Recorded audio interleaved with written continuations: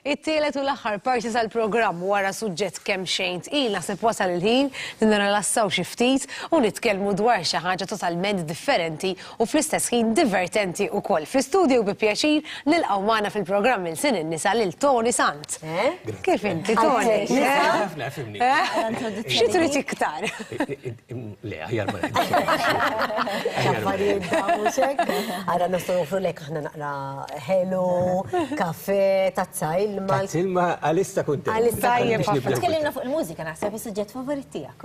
Huwa suġġett mill-favoriti tiegħi, tista' tgħidlu hekk. Il-mużika hija xi ħaġa li kienet f'ħajti sa mill-bidunet, ġifieri jiena prattikament twilidt fil-mużika.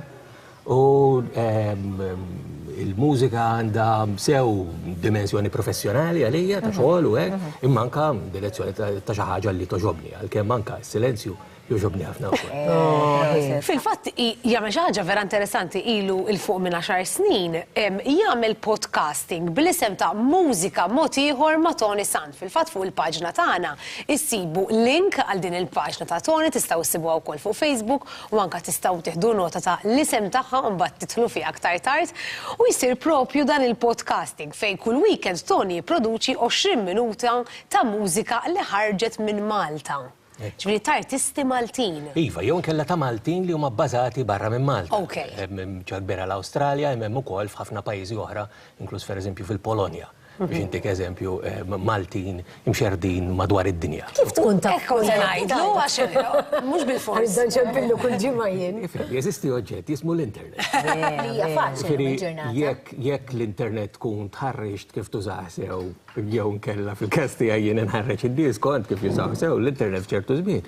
Naħseb illi tista' ssib id-dinja, għax literalment fl-internet għandek id-dinja. Però naħseb jibatulek ukoll. ġifieri biżmien, eżatt, kif qed tgħid għaddejjin 10 snin.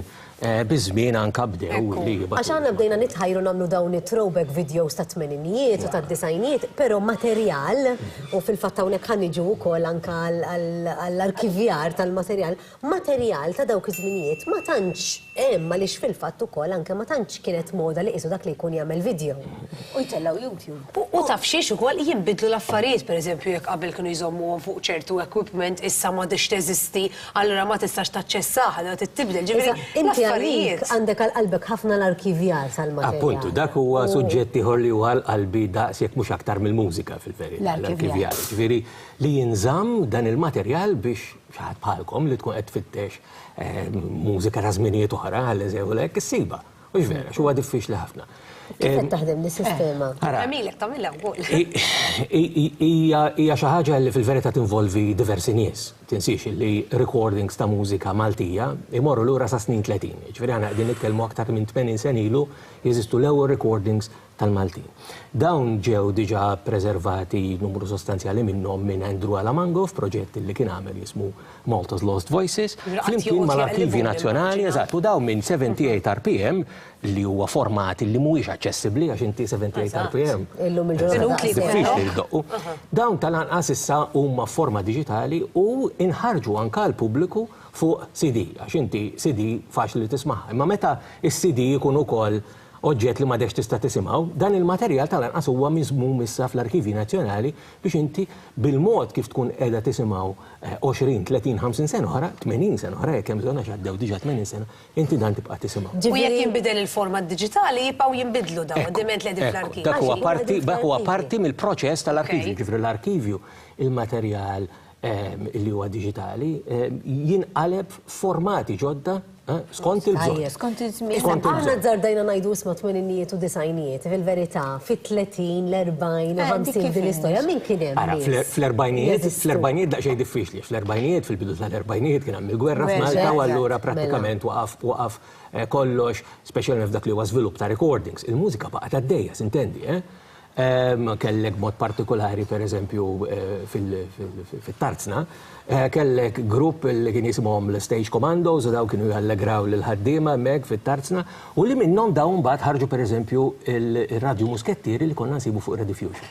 Allora naħseb li dik l-istorja tmur mal-istorja ta' Rediffusion. U ġejjin għal-Rediffusion. Daħriġtu sena li għaddiet, x'kien l-iskop warajh u għalli ma raġuni speċi xtaqt tiddokumenta tippreżenta l-istorja ta' Rediffusion? Ekku, ara, storja ta' Rediffusion, sura ta' nies, ġifieri miktuba mingħajr partiġanizmu politiku, ma kellniex f'pajjiżna u ħassejt il-bżonn għal dawn l-aħħar 25 sena illi tinkiteb l-istorja ta' xandir f'Malta, l-istorja bikrija. Ġifieri hawnhekk inkopru l-perjodu mis-snin 30 sa tmiem snin 80. Ġifieri qabel jibda il-perjodu tal-istazzjonijiet anke tal-istazzjonijiet l-oħra apparti l-istazzjon nazzjonali. Okay. Għax fil-fatt hawnhekk, sorry, hawnhekk fil-ktieb rajna ħanaraw ftit ritratti illi kieku mhumiex qegħdin dokumentati u m'għandniex almenu dawn ir-ritratti u kif qed tajt inti wkoll anke ċertu recordings tagħhom. Pereżempju bat li filmat x'inhu Rediffusion u smajt il-wieħed jgħid insejt minn kien li ġej inti għat li fi żmien il-gwerra ma kienx hemm radio, ma kien hemm fuq ir-Rediffusion jgħidu li ġej air raid, mela. Dak huwa recording illi sar wara l-gwerra ta' min kien jitkellem fi żmien il-gwerra, dak kien Effi Ċantar. Kien għanna usar minn taslima. Ħanaraw anke xi ritratti u Effi Ċantar reġa' għamel dak ir-recording fl-1960 għal fatt li fis-snin 40 ma kienx hemm apparat tar-recording anke minħabba l-gwerra. Jagħmilha biex tipo jiddokumentaw jkunu jafu x'kien jiġri dak il-żmien. Kien fil-fatt il-25 anniversarju tal-bidu ta' Rediffusion f'Malta. Rediffusion bdiet fl-1935. Spiċċat meta twilidna jien u jien toħt l-1975.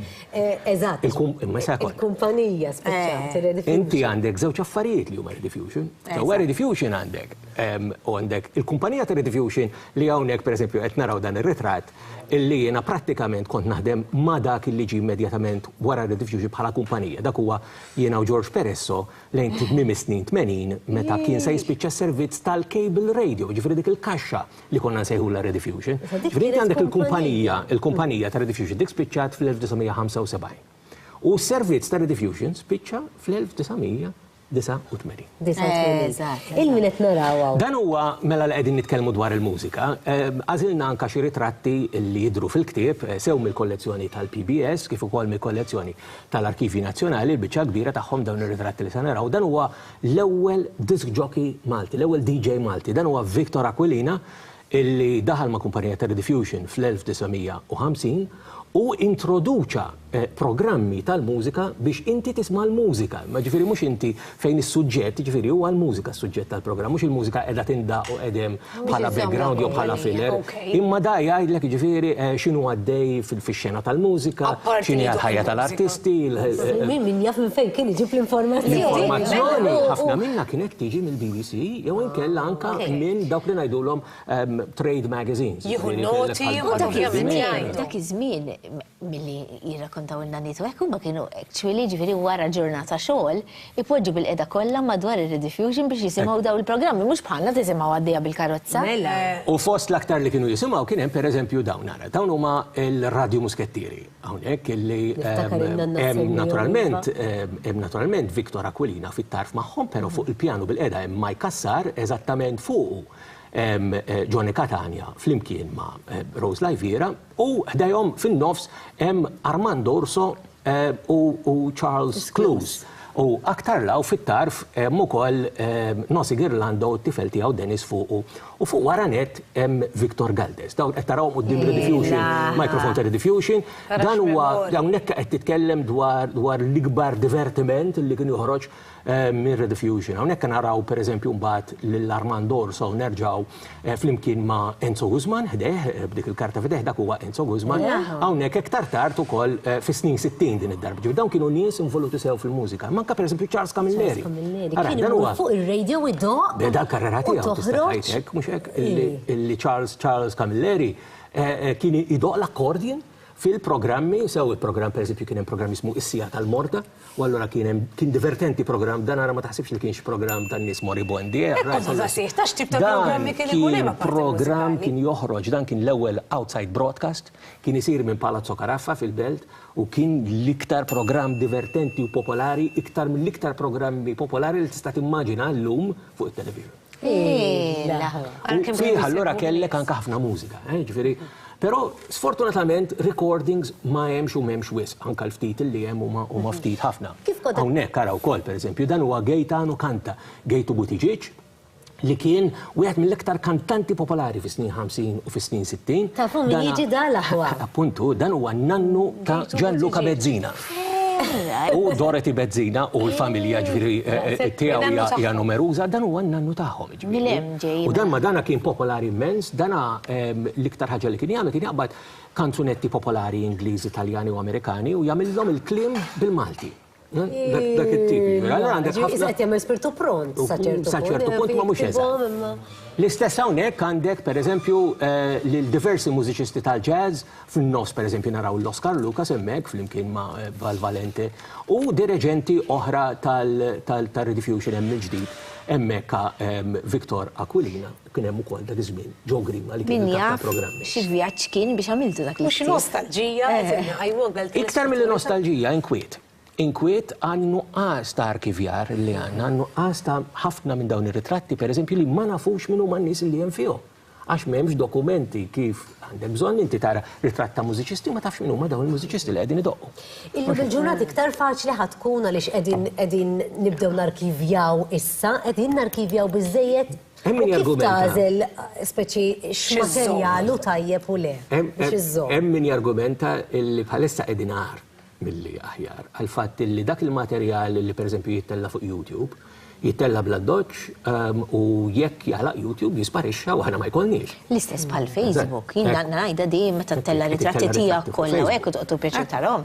Jekk jagħlaq, titlef kollox. Kif inti ma żammejthom x'imkien ieħor jew nżammu b'xi.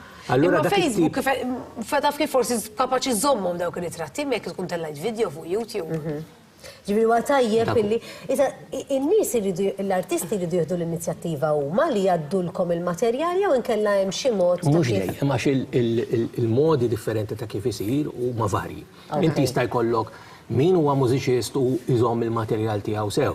Hemm min jaħdem flimkien ma' l-Arkivji Nazzjonali, pereżempju kollezzjoni ta' Charles Camilleri, illum hija għand l-Arkivji Nazzjonali. U hemm min jaħdem ma' entitajiet bħal-mija entità li naħdem magħha jiena li jisimha l-Fondazzjoni M3P illi din tiġbor materjal. U allura anka pereżempju dawn il-xandirit ta' mużika mod ieħor li semmej dawn il-poddati aħna ngħidulhom dawn il-podcasts. Dawn huma mod kif aħna qegħdin inżommu. Allura aħna fil-verità qegħdin niġbdu dawn l-istess videos illi jidhru fuq YouTube u hemm uħud minnhom li tneħħew. Diġà, u dawn ġew arkivjati. Tneħħew jew għax xi ħadd biżbal għamel delete u tilfu u sab il-video qiegħed għandna. U allura aħna għenna lil min anka jsib materjal tiegħu stess. Għax tmur lura 10 snin ilu meta kon jagħmilhom inti issa qed tisma' radio ma qed tara l-filmati, ġifieri l-filmati li qed turi huma filmati Jien inħeġġiġkom nirringrazzja ħafna lil Tony Sant tal-li kien magħna. Inħeġġiġkom ħafna tfittxu dan il-ktieb u anka taqraw Remembering Rediffusion in Malta u nfakkarkom ukoll fuq il-paġna ta' Tony Sant anka tistgħu issegwu daw il-podcast qed nitkellmu dwarhom il-paġna Mużika mod ieħor ma' Tony Sant. Grazzi mill-qalb u l-weekend tajjeb lilek. Grazzi tal-li kont magħna għax kien interessanti. Grazzi Tony.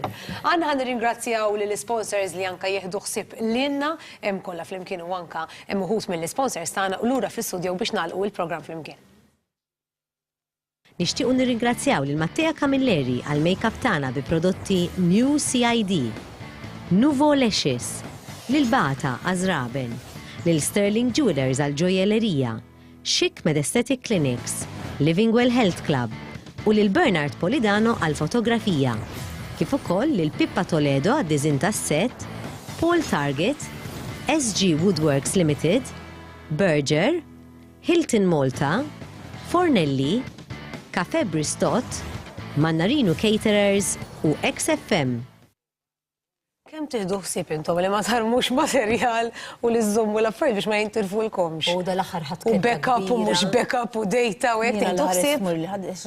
Dal-aħħar ħadd kedda kbira ħafna ta' ritratti biex Inti għadhom. Biex żgur ma fil-verità li għamilt inti hija l-iktar ħaġa sejf li tista' tagħmel. Għax jekk tagħmilhom fuq DVD jista' jitlaqlek, pendrive se jitlaqlek, computer jista' jitlaqlek, ġifieri jekk għal inqas printajthom u għandek. Imma wirt. Ġifieri biċċa xogħol tajba. Kedda kbira ma kienet werti. Nirringrazzjaw lin-nies li ta' kull ġimgħa jieħdu ħsieb id-dera tagħna, ħanħalli fidejk l-ewwel. Iwa, jiena nixtieq nirringrazzja minn qalbi l-Deżigwal tal-libsa illum, grazzi ħafna tal-li dejjem tgħinuni nażel.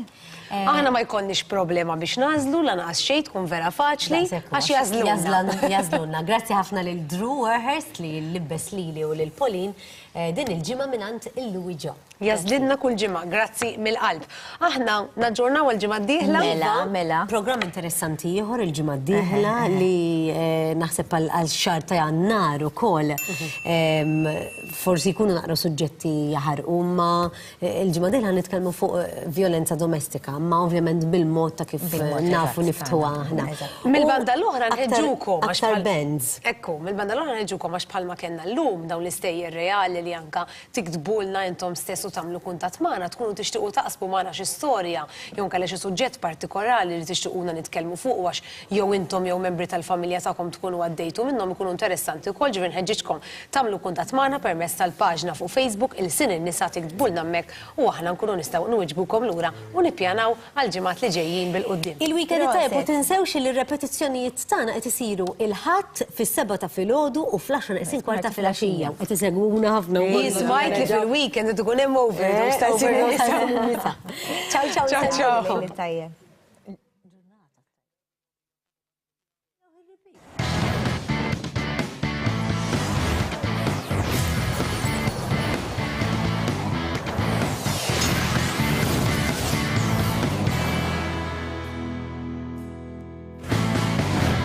Il-Sin in-nisa jirringrazzja lil Chic Medesthetic Clinics, Dr. Grandel, New CID, Videmayo and Brothers, Electrofix, Fornelli, Britannia Services Limited u Mannarino Caterers.